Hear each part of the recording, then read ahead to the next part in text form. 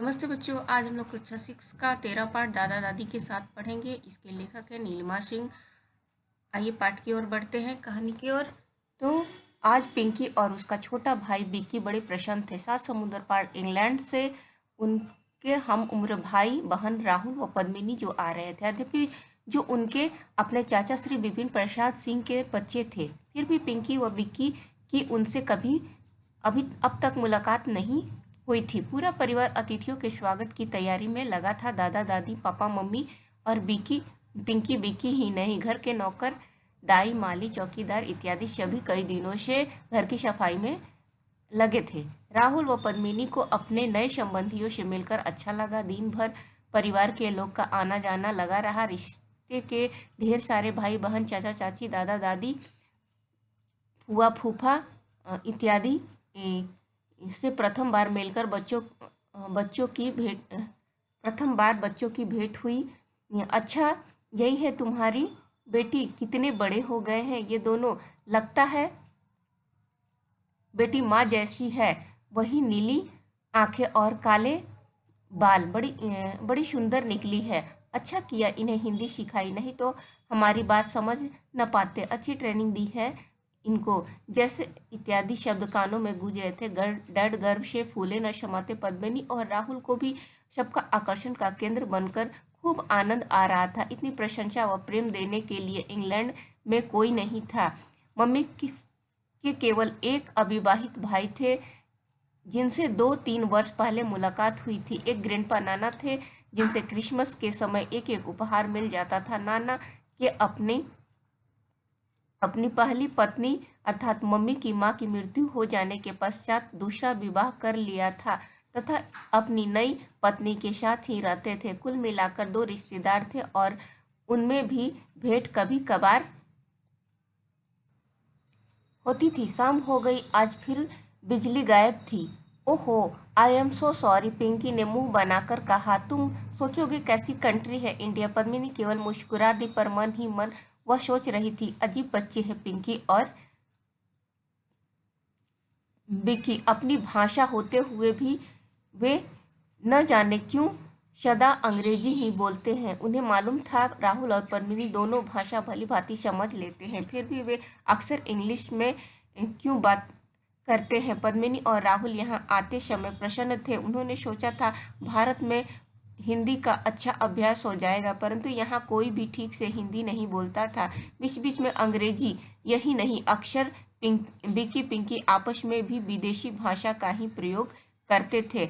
ऐसा क्यों? आंगन में रमुआ को लालटेन जलाते जलाते देख राहुल उसके निकट जा पहुंचा। मैं भी जलाऊं?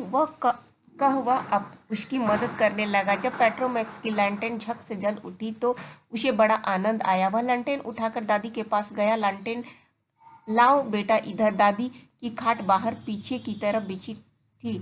आओ मेरे पास बैठो, अपने हालचाल सुनाओ। दोनों रस्सी से बुनी चारपाई पर बैठ गए। कितना रोमांचकारी लग रहा था वातावरण। लैंटेन की सीमित रोशनी में चारों ओर की टूटी दीवारें, फर्श पर पड़ी दरारें और कोनों में बेतरतीब बिखरी लकड़ियां के कोयलों के ढेर अदृश्य हो गए। रह गई दादी की मधुर प्रेम भरा सामीप्य। दादी ने पद्मिनी को अपने से सटा कर बिठा लिया था और उसके रेशमी बालों को प्यार से सहलाने लगी। पद्मिनी को यह अच्छा लग रहा था।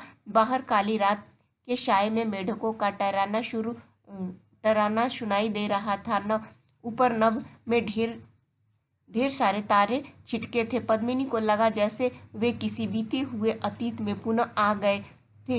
यही विशेष बात थी डैड के देश की। प्राचीन जीवन की सभ्यता से अब भी वह कितना जुड़ा हुआ था। बेटा, तुमने रामायण महाभारत की कहानियां सुनी है? दादी का कोमल स्वर सुनकर उत्सुकता पूर्वक उनकी ओर देखने लगी। ओह दादी, फिर अपने किस्से कहानी लेकर बैठ गई। पिंकी ने स्पष्ट स्वर ने पद्मिनी को झकझोर कर फिर वर्तमान में ला दिया। सुनाइए न दादी, राहुल बोला। डैड ने कुछ सुनाया है, परंतु ओ नो, नॉट अगेन। फिर वही पुरानी कथाएं। पिंकी ने मुंह बनाया। बेटा, पुराण कथाओं में कितना ज्ञान भरा है। हमारे जीवन के सिद्धांतों, मान्यताओं व मूल्यों के विषय में इनसे पता चलता है। दादी बोली, आजकल के साइंस के ज़माने में तुम्हारी कहानियाँ बिल्कुल फिट नहीं बैठती। पिंकी ने बहस की, क्या मिलेगा हमें उनसे, जो ढूंढे उसे मिले। बहस सुन दादाजी भी आ गए और कहा, किस्से द्वारा ही पहले आम लोगों को अच्छे बुरा का ज्ञान मिलता था। मनोरंजन के साथ आदर्श व मूल्य समझने का भी कार्य भी हो जाता था। एक पंथ दो काज। दादी हंसी, हाँ हाँ हम सुनाएंगे। कहते हुए राहुल व पद्मिनी दादी के और निकट सड़क आए और फिर कहानियों का ऐसा दौर चला कि अब कब भोजन का समय हुआ पता ही नहीं चला। रात को भोजन बाहर आंगन में ही किया गया। डैड ने बचपन में खाए सत्तू की लिट्टी की मांग पेश की। सुनते ही पिंकी बिक्की के नाक भौं चढ़ाया और अपने लिए सूप, ब्रेड व अंडे बनवा लिए। दोनों विदेशी बच्चों के लिए लिट्टी ही विशेष व्यंजन बन गया। दादी ने गोबर के उपले को खाट के निकट ही रखवा लिया। गोल गोल आटे की सत्तू भरी लिट्टियाँ उनमें डाल दी गई और गर्म घी के साथ मजे से खाया गया। इस प्राचीन ढंग से बेक की गई पेस्ट्री में कितना सौंधा स्वाद था। उन्हें क्या पता उपले कहाँ से आए थे। खाते खाते अगले दिन प्रोग्राम बनने लगा। अब यहाँ म्यूजियम तो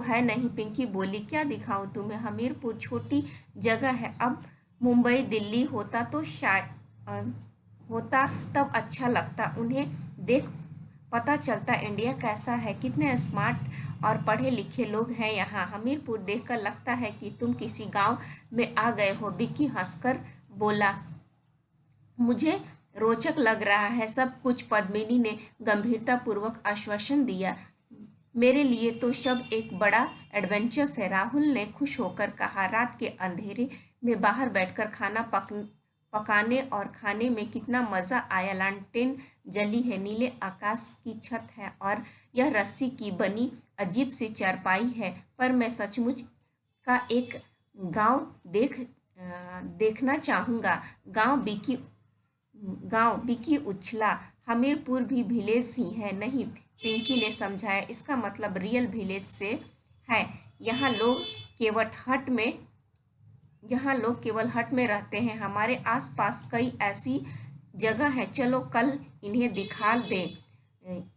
कहाँ ले चलें? बिकी सोचने लगा। हाँ, वे जो खंडहर है उनके पास बसा एक छोटा सा रियल विलेज है, वहाँ चला जाए।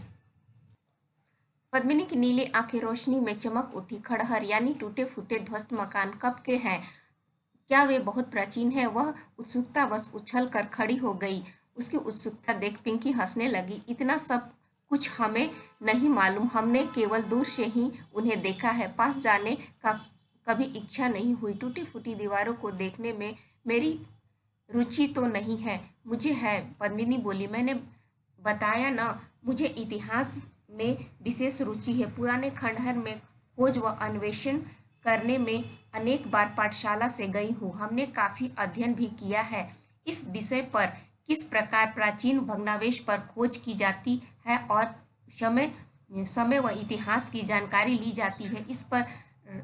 इस सब का मुझे थोड़ा बहुत ज्ञान है। मैं अवश्य देखना चाहूँगी उन खंडहरों को। मैं भी शायद उधर कुछ दुर्लभ पक्षी का भी संकेत मिल जाए। राहुल बोला, मैं अपना कैमरा ले चलूँगा ताकि पक्षियों के चित्र खींच सकूँ। उल्लू और चमगादड़ के सिवा क्या मिलेगा? विक्की ने हंसते हुए कहा, खंडहरों में यही सब तो पाए जाते हैं, वे भी ठीक रहेंगे। राहुल खुशी खुशी बोला, चमगादड़ भी एक ऐसा पक्षी है जो हर जगह नहीं मिलता। और भारतीय चमगादड़ कैसे होते हैं, मैं अवश्य देखना चाहूँगा। पाठशाला में प्रकृति विज्ञान के लिए यह रोचक चित्र होंगे। हम अवश्य इन खंडहरों में चलेंगे। पद्मिनी को लगा कि पिंकी इस बात पर बहुत खुश नहीं थे, लेकिन